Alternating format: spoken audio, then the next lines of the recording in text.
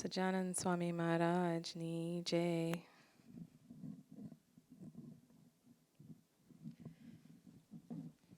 Is that good? Yeah, that's good. Thank you. So, welcome. Thank you for being here. Today we have several birthdays, so I'll just quickly say happy birthday to everyone. And Pankaj Uncle was going quickly, so if I forget, please know that I didn't forget. But happy birthday. Today is Hitanbai's birthday, so happy birthday to Hitanbai in Boe. I don't know if anybody knows who he is, but he does tremendous seva in Boe, and he's been a brother to me practically all my childhood life. So happy birthday to him. Also, we have Divyang's birthday, which Pankaj Uncle had a very nice story about his birth. We also have Amit Bhai's birthday, although I don't think we have a good story about his birth. Maybe you can tell us, Lena Ben. And then we have Darshan Bhai's birthday as well, which I know he was Kakaji's most favorite child in that time. So, and we're very happy that he's here today too. Where is he here? Oh. So happy birthday, Darshan Bhai. And then we also have Pratik Bhai, and he's not here today, but I do often, sometimes run into him or see him, and he has also done tremendous seva. And then just recently we celebrated Angie Ben's birthday. But the reason why I bring this up very quickly before I go into Kakaji's birthday is that all of these people that I just named, and although Divyang is very young, but we can still see the spark in him, they're very, they're dynamic personalities. So it's nice to have these people in our satsang, and all of them have one common thread that they do tremendous seva. So happy birthday to all the June birthdays, and congratulations that you're on Kakaji's month. Oh yeah, that's right. Happy anniversary. How many years again? Oh, you don't want to say that, do you? That might give some stuff away. Happy anniversary. Where is Pankaj Uncle? Oh, there you go. Happy anniversary, Pankaj Uncle. Oh, that's right. Rupit's birthday is in June 21st, which is our Patov in Waukegan. So if I have missed anybody, I apologize, but please, it is a happy birthday to everyone. Pardon? Oh, okay, yep.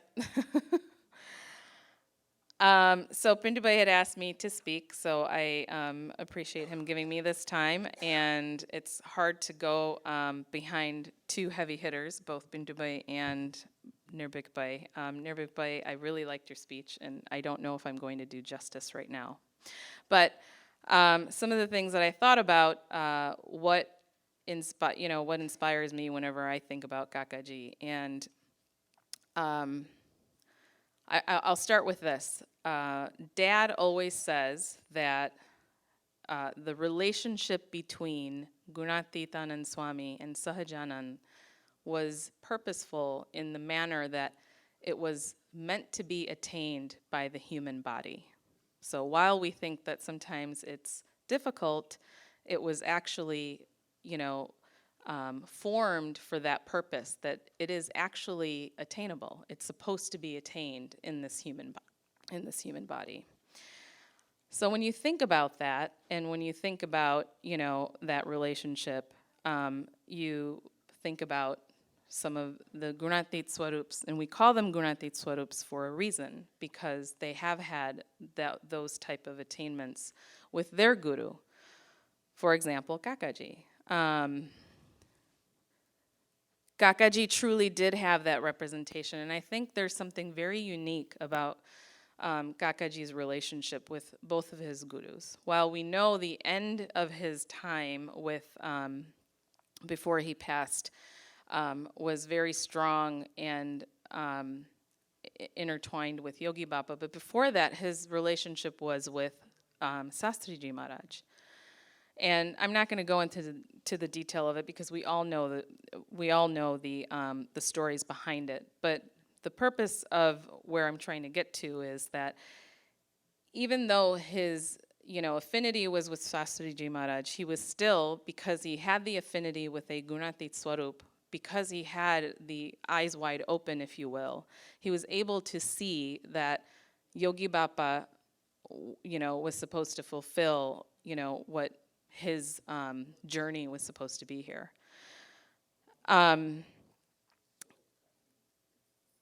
Kakaji has a lot of examples. And again, I always feel like going back to what Dad said, that the Gunatitanand Swami and Sahajanand Maharaj, that was a relationship that was, kind of embodied for us to understand and attain.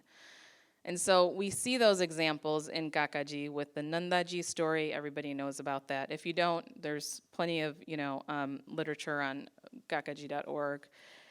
They also know about the lawyer story, which Dad has spoken about plenty of times. And in that one, it's unique in the sense that the case was it was so critical to have an accomplished attorney rather than one that wasn't, because there was a possibility of criminal charges which could put them in jail, right? And Kakaji went to Yogi Bapa, and Yogi Bapa said, no, we're going to get the cheapest lawyer that we can find. Now, most of us would be, Kakaji also had the funds to be able to hire a reputable lawyer that can definitely have a guarantee that can get him out of, the situation. Without question, he says, okay, fine. Now, people around him, like his constituents, even Kanti Kaka was like, what do you mean? We're not going to go with the cheap lawyer. Like, we're all going to go to jail for this.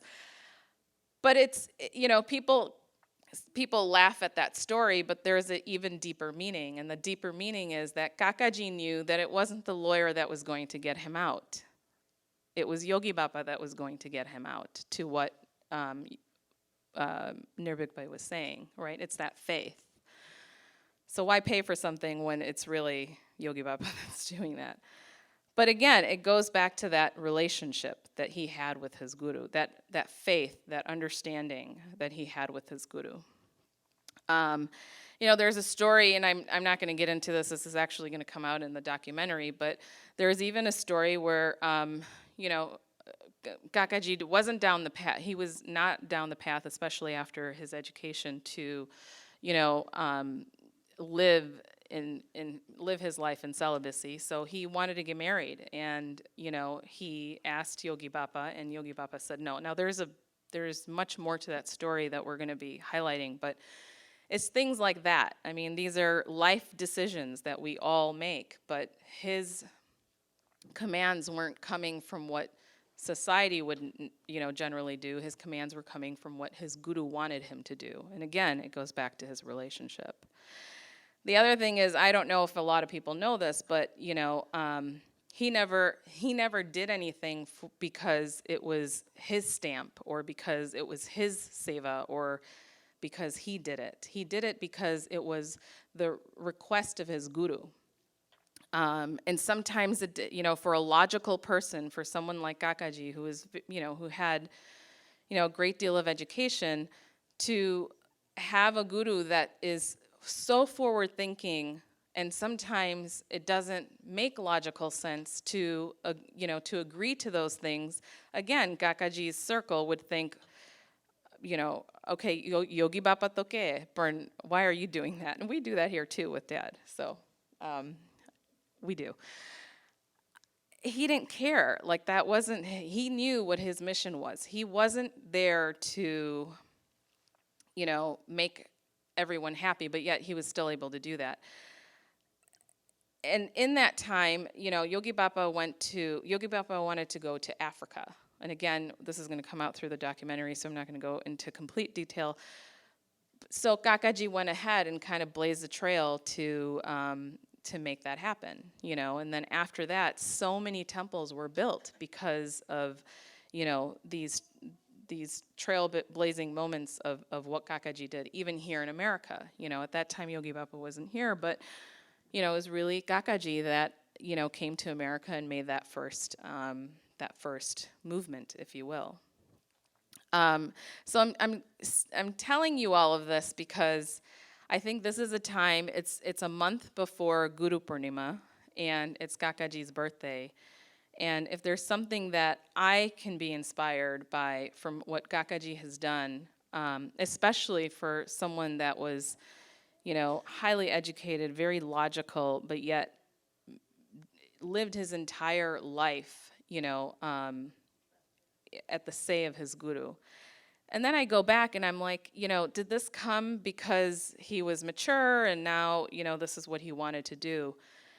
And I always go back to this story because I actually lived in India for a year to study, and I gained so much spiritual knowledge and so much, a much broader understanding of you know, Kakaji and Papaji and Sahib and whatnot. And I used to go every other Friday, or usually every Friday, to Naryad, and we would always go to that chalk and we would sit there. But that chalk that I'm talking about is where Kakaji, I think he was 5 years old, and he takes a stick and he throws it down because there's a conversation that happens that, you know, heaven is up there. And at 5, you know, a 5-year-old boy, which is the Vyang's age today, he's like, why does heaven have to be there? I'm gonna bring heaven down here.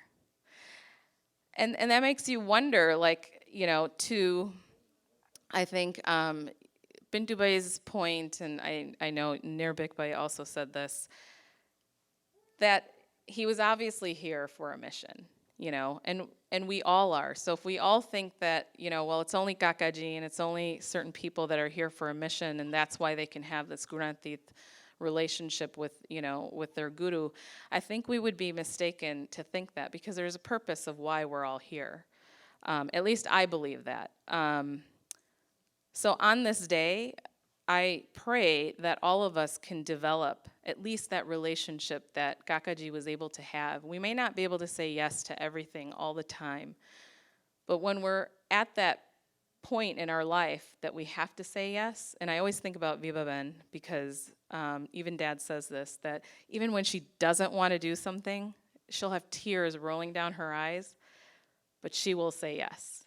And you know, there might be situations in our life that we don't have foresight and we can't see it. And we know in our heart, like, it's the right, this is what I want to do.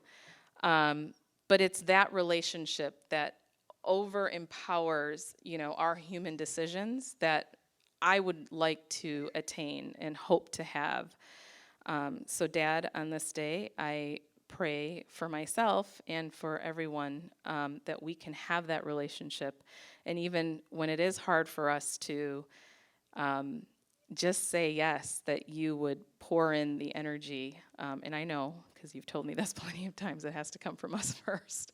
But I want to train myself that I can do that. So happy birthday to everybody in June, and happy birthday to Kakaji and gracing us with this great opportunity of celebrating 100 years and also ourselves elevating through that process. So Sajan and Swami Maharaj Jai.